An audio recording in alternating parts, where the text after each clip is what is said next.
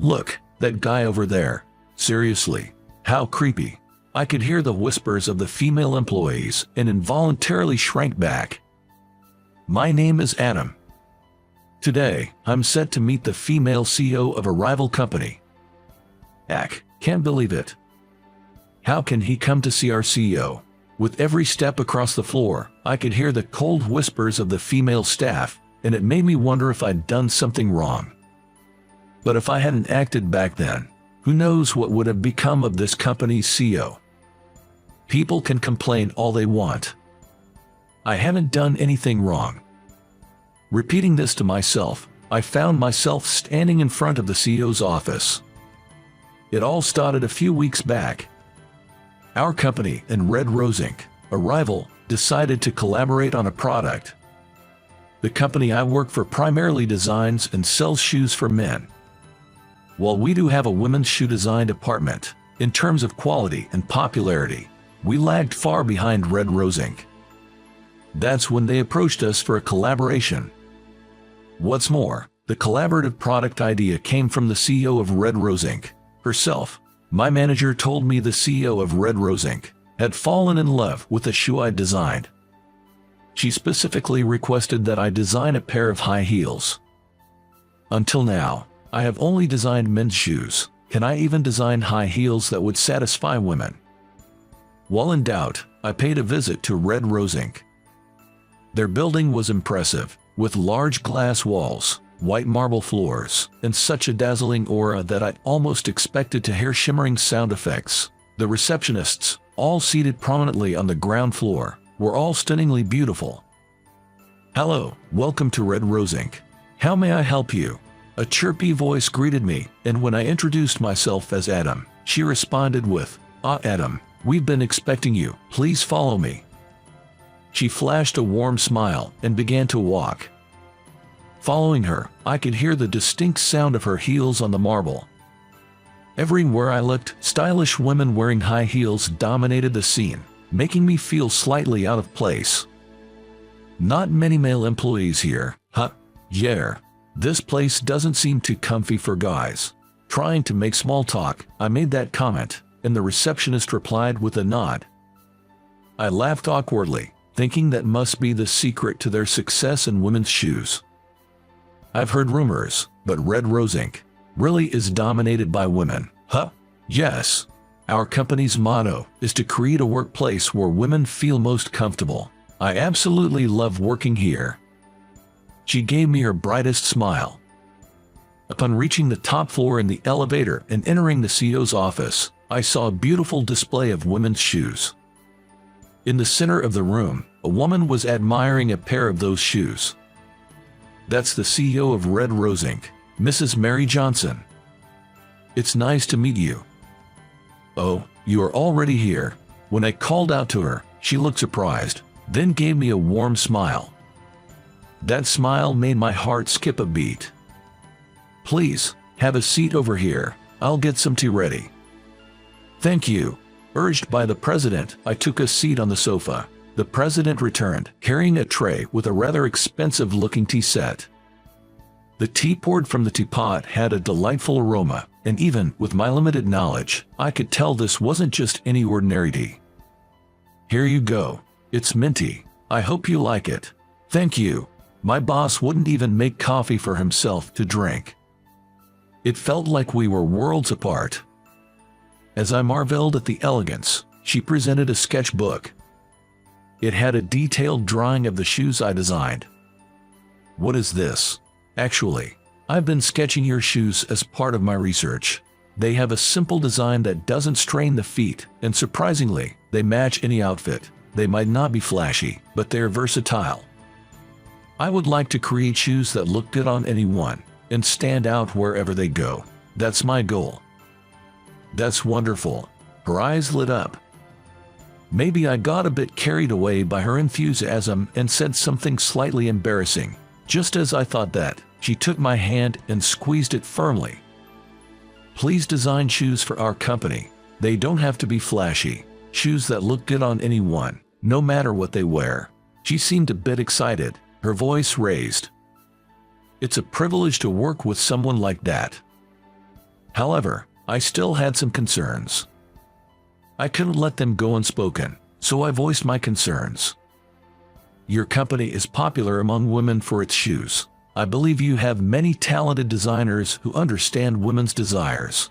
We do have a lot of talented designers, but their sensibilities don't align with the current concept. They only look at selected people. They think only beautiful women should enjoy fashion. There was a time I too pursued beauty above all, but that's not enough. Every woman has the right to enjoy fashion. I recalled the stylish women I saw on my way to the president's office and found myself nodding in agreement. When I asked them to design shoes that would fit any woman, they scoff, saying it's the fault of those who don't make an effort to look beautiful. That's pretty harsh. I felt a bit sorry for the downcast CEO. No matter how beautiful someone is, making such a statement is off-putting. So, why did you choose me? Your shoes are wonderful. They have a charm that we lack. Shoes that anyone can wear and feel stylish. Your shoes have given me back my passion, which I had almost lost. The smiling president looked very attractive. Who wouldn't be motivated by such praise? All right, let's create the best shoes together. I replied with a smile, and she beamed back at me. Little did we know then that a huge commotion was about to unfold. A few days later, I visited the Red Rose for another meeting with Mary. Mary, it's Adam. Upon reaching her office and knocking on the door, I felt something was off. Usually, Mary would greet me with enthusiasm, but there was no reply. Sorry, coming in. With a feeling of unease, I entered her office and found Mary lying face up on the floor. Mary! I rushed to her, but she didn't move an inch. Hoping against hope, I placed my ear to her chest, but there was no heartbeat. I felt the blood drain from my face. My hands were shaking, but I remembered the AED training I had during a certification course and quickly called the secretary's desk. What? Mary's collapsed. Please call an ambulance right now, and if there's an AED, bring it. I quickly instructed the secretary on the phone and tried CPR on Mary.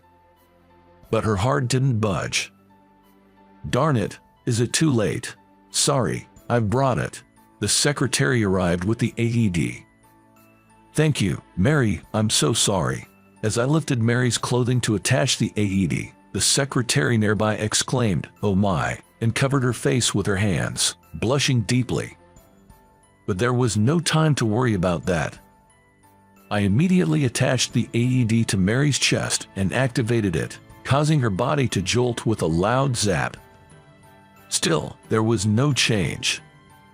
Panicking, I followed the AED's voice instructions and activated it again. After another loud jab, Mary started breathing with difficulty. Mary, are you okay? Please don't move." After confirming her breathing, I gently covered her with my coat. Just as I was about to ask the anxious secretary if the ambulance was on its way, I heard sirens. "Can you show the paramedics in when they arrive?" "Yes." She rushed out of the room to guide them. Later, Mary was transported to the state hospital.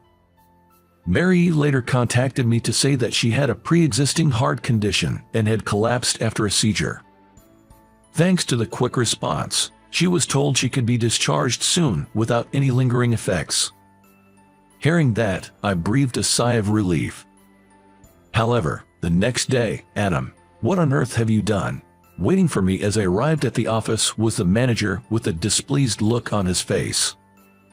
I was summoned first thing in the morning and yelled at, but I had no idea what it was about.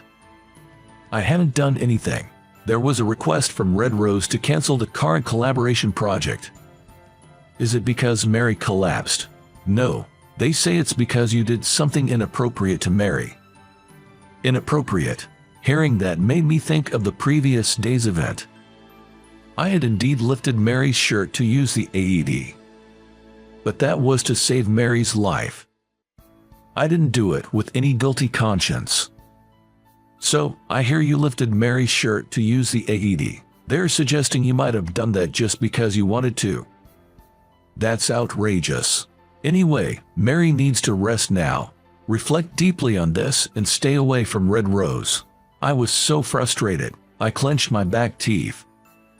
Mary and I had gone through numerous meetings over the past few weeks, tweaking the design I came up with. To think it was all for nothing. Please, I'll do anything to avoid canceling this collaboration. Can't you help me convince them? I bowed my head, hoping at least to clear up the misunderstanding, and the manager let out a big sigh. What are you talking about? Even if the AED incident hadn't happened, the collaboration couldn't go on after Mary collapsed. This project needs her personal supervision. But Mary's direction is already reflected at this point. If I take the lead, understanding her will and the purpose of the collaboration, I can see it through. I remembered how she smiled when she saw my design drawings. I am sure she will be the saddest if the project falls through here. I just couldn't let that happen. Even so, it's a request from them. There's nothing I can do. This can't be.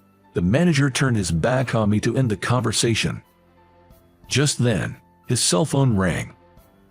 Who could that be at this time? At Mary. He stood up with a loud noise, taking the call in a flustered manner. Yes, so the project will continue, correct? Understood. I nervously paced, overhearing the conversation and seeing the manager nodding profusely on the phone. When he finished the call, he turned to me with a beaming smile. It seems there was a misinformation. Mary just called to say the collaboration will continue. Good for you. Really.